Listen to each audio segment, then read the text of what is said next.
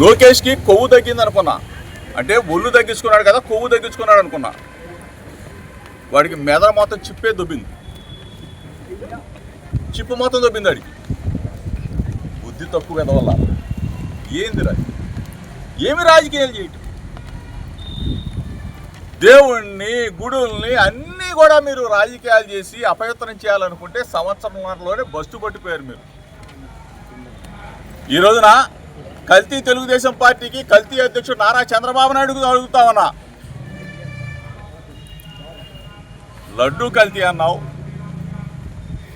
లేకపోతే పరకామణి కేసు అన్నావు, లేకపోతే నా మీద పెట్టిన కల్తీ మద్యం అన్నావు. కల్తీ మద్యం కేసులో రారాబాబు చంద్రబాబు నాయుడు, రారాబాబు లోకేష్ అని చెప్పేసి పిలిచా. సిబిఐ ఎంక్వైరీ ఏమైనా కోరా, నార్కో ఎనాలిసిస్ టెస్ట్ చేయరా బాబు అని కోరా. ఒకటి కాదు, రెండు కాదు. తిరుమల వెంకన్న దగ్గరికి వస్తానన్నా, దుర్గా గుడికి వస్తానన్నా, చంద్రబాబు నాయుడు ఇంటికి కూడా వస్తానని చెప్పా. ఆఖరికి లేదు మీరు రాలేకపోతే నా ఇంటికి కూడా ఆహ్వానించా. ఏది చేయకపోగా 83 రోజులు జైల్లో పెట్టారు. రాక్షసానందం పొందారు.